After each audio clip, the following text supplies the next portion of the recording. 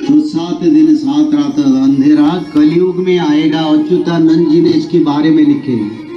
Scientist लोग पागल हो जाएंगे, क्या हो रहा है, उसका नतीजा क्या है। 7 दिन 7 रात अंधेरा कब होगा, इसको भी अच्युतानंद ने लिखे। पर ये कब होगा मैं नहीं बताऊंगा, पर उन्होंने एक संकेत दिए।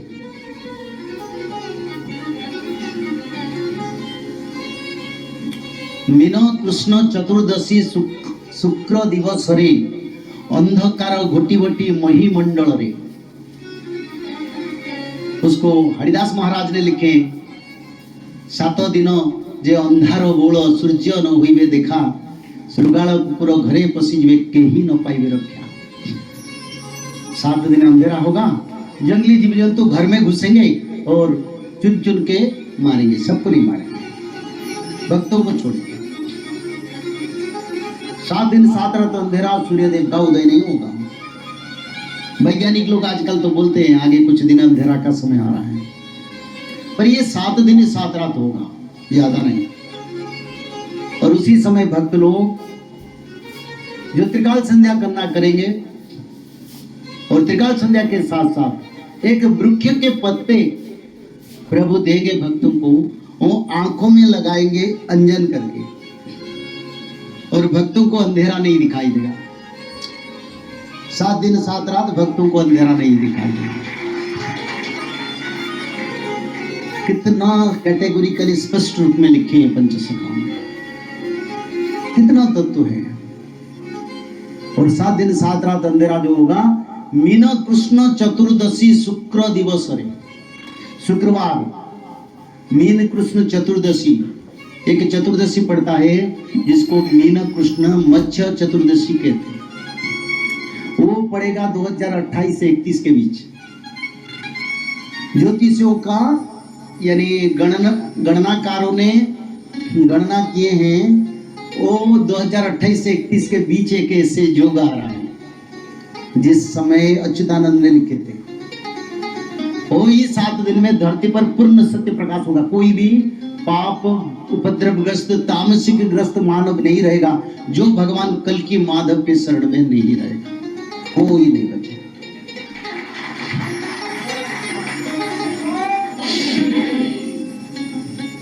वो समय करीब आ रहा है। उससे पहले 7 दिन बारिश होगा धरती पर पूरा, और उसी बारिश में इतने बड़े बड़े फ्लड होगा जो फ्लड हमने देखे नहीं, वो सबको उसमें पानी में बहा लेगा। वो भी एक समय आएगा। दोनों अंधेरा समय है, एक 7 दिन बारिश होगा और एक 7 दिन 7 रात अंधेरा होगा। तो इसलिए किस नाम से उद्धार होंगे इस आने वाले आपद से? माधव भगवान, माधव माधव विष्णु, माधव माधव हरि, स्मरन्ते साधवा नित्यम सकल कार्य सुमाधव। मंगलाष्टक के आखिर सुर, माधव माधव विष्णु, माधव माधव हरि। हरि यानी महाविष्णु माधव है, अवतार नाम अलग है, पर भगवान विष्णु के नाम माधव है। स्मरन्ते साधवा नित्यम, अर्थ संत साधु लोग नित्य यानी अहर्निशि उसको भजन करते हैं। जो ऐसे साधु वो माधव नाम भजन करेगा, सबका अधिकार में भी नहीं है। और संसार की सर्व मंगल राम माधव है।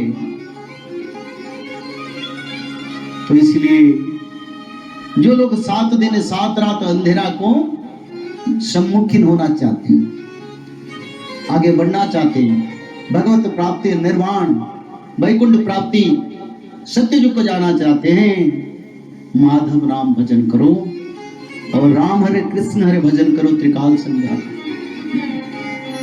तब जाएंगे, नहीं तो नहीं। क्योंकि इसके लिए मंत्र विधान नित्य पंचसखाओं ने भी किए। कौन सा मंत्र, कैसे? बिना आश्रित रे केही न वंचिवे, जुगो भागे पड़ी जीवे।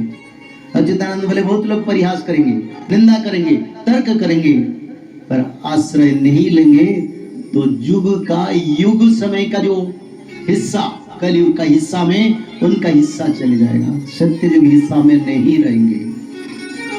सर्वधर्मं परित्यज्य मामेकं शरणं व्रज, हे भक्तों, सब परित्याग करके भगवान विष्णु के शरण में जाओ और भगवान विष्णु के पूजा करो और भगवान विष्णु के परम पवित्र नाम माधव नाम भजन करो। इससे तुम्हारा ही उद्धार हो सकता है, उसके सिवा और कोई चारा नहीं है। मीन कृष्ण चतुर्दशी 7 दिन 7 रात अंधेरा, सूर्य देव उदय नहीं होंगे, चंद्र देव उदय नहीं होंगे। उसी समय 49 वायु बहेगा, धरती पर ऐसे भूकंप होगा जिस भूकंप को कभी आंखों में हमने देखे नहीं। उसी समय धरती को धारण करने वाला धरती माता अपना सर ऊंचा करेगा, क्योंकि वह सत्ययुग बनाएगा। कलयुग में सोया है, सत्ययुग में ऐसे वो बैठेगा, क्योंकि कलयुग की इतना पाप बढ़ गया, धरती माता दब गया, उठ नहीं पाता और सर उठाएगा। इसको अच्युतानंद जी ने लिखे, पाताले वासुकी टेकी वो मुंडो तिनी थरोजे कंपी वो ब्रह्मांड। 3 बार भूकंप होगा, आखिर भूकंप। और उसी समय क्या होगा? उसी समय सूर्य देव पश्चिम दिशा में उदय होंगे और पूर्व दिशा में अस्त होंगे। सृष्टि का बड़ा परिवर्तन होगा, उत्तर मेरु दक्षिण मेरु बदल जाएगा। प्रचलित जदि मेरु शीतता जाति बन नहीं के नटंती खड़वाक्यम सज्जनानां कदाचित। अच्युतानंद जी ने दृढ़ता के साथ बताए, अगर पूर्व ध्रुव पश्चिम को जाएगा, पश्चिम ध्रुव पूर्व को जाएगा, पर मेरे वाणी में कोई परिवर्तन नहीं होगा, क्योंकि ये निराकार विष्णु के वाणी है, उनकी निर्देश पर इस शास्त्र का मैंने रचना किया। बड़ा दृढ़ता के साथ बताया, क्योंकि भक्त लोग डर जाते हैं और भक्त लोग इतना दृढ़ नहीं हुए, उनको दृढ़ बनाने के लिए उन्होंने लिखे। बोले ये जो नॉर्थ पोल साउथ पोल परिवर्तन हो सकता है, वाणी में परिवर्तन नहीं होगा, क्योंकि ये स्वयं प्रभु के वाणी है। और उसी समय भगवान 7 दिन 7 रात अंधेरा के बाद धरती पर स्वर्ग लोक बसाएंगे। स्वर्ग लोक में जैसे मृत्यु नहीं होता है, सब देवता बन जाते हैं, तो सारे भक्त देवता जैसे बन जाएंगे, किसी का मृत्यु नहीं होगा।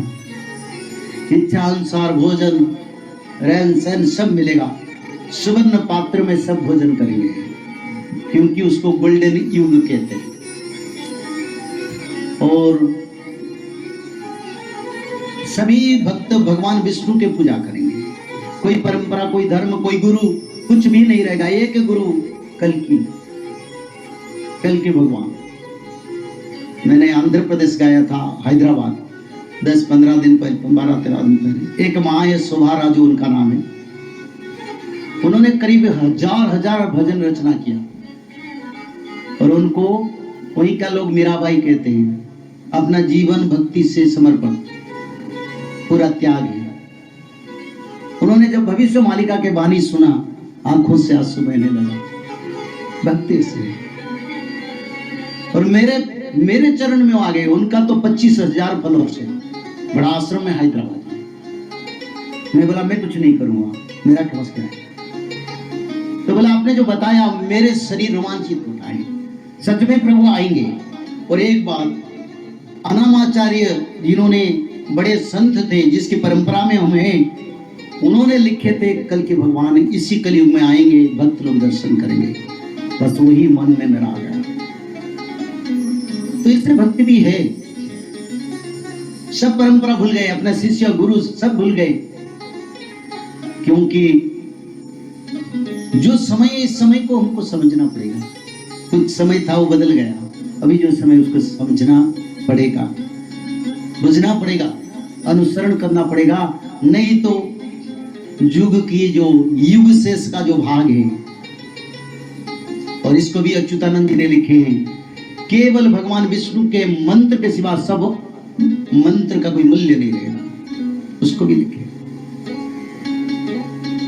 तो इसलिए 7 दिन 7 रात अंधेरा से पहले आप लोग नाम, भजन, कीर्तन, त्रिकाल संध्या, भागवत पठन करो, घर में सत्संग करो।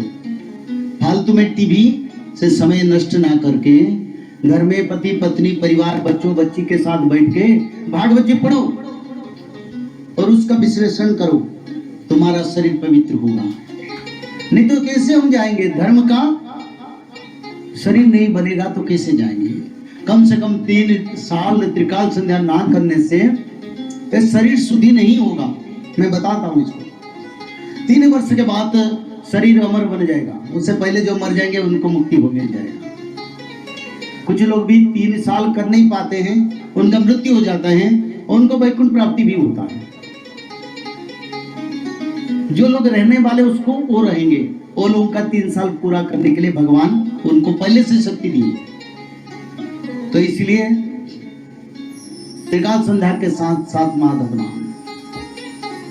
जय श्री माधव। जल प्रलय, महामारी और भूकंप, अग्नि प्रलय, वर्ल्ड वार 3 और महाविनाश, ये तो एक दिन होना ही है। लेकिन इस सब से आप बच कैसे सकते हैं? सबसे पहले नॉनवेज खाना छोड़ दीजिए, अंडा भी नहीं खाना है, और किसी भी तरह का नशा मत करिए, और गलत काम मत कीजिए, और सत्य, प्रेम, दया, क्षमा और शांति का आचरण कीजिए। और 3 चीज कीजिए। उसमें से सबसे पहला है त्रिकाल संध्या यानी त्रिसंध्या। उसको दिन में 3 बार करते हैं। जैसे सुबह में करते हैं ब्रह्म मुहूर्त में, सुबह 4 बजे से लेकर के 6 बजे के बीच में आप कभी भी कर सकते हैं। लेकिन आपको समय नहीं मिला तो समय आप आगे पीछे कर सकते हैं, आधा घंटा 1 घंटा पीछे कर सकते हैं। दोपहर में 11:30 बजे से लेकर के दिन का 1 बजे तक कर सकते हैं। उसके बीच में शाम को 5 बजे से लेकर के 6:30 बजे तक कर सकते हैं। दिन भर में 1 बार नहा के त्रिकाल संध्या जरूर करें। बाकी समय आप हाथ पैर मुंह धोकर भी कर सकते हैं, और 3 बार आप श्री गंगे बोल करके स्टार्ट कर सकते हैं। जो दूसरा उपाय है वो है श्रीमद् भागवत महापुराण पठन। दिन में 1 अध्याय जरूर पढ़ें। दिन भर में 1 अध्याय जरूर पढ़ें। वो भी ना हो सके तो 1 पन्ना तो जरूर पढ़ें। अगर उतना भी समय नहीं है तो 1 श्लोक जरूर पढ़ें। तीसरा उपाय, माधव नाम का जप करें, निरंतर करें, कोई भी काम करते हुए करें,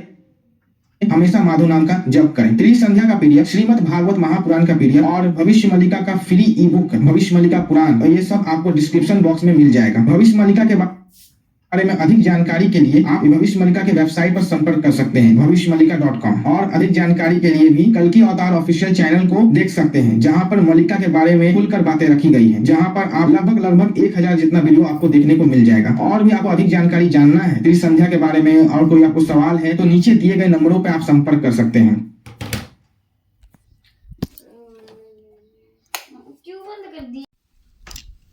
जय शनिदेव बाबा, जय शनिदेव।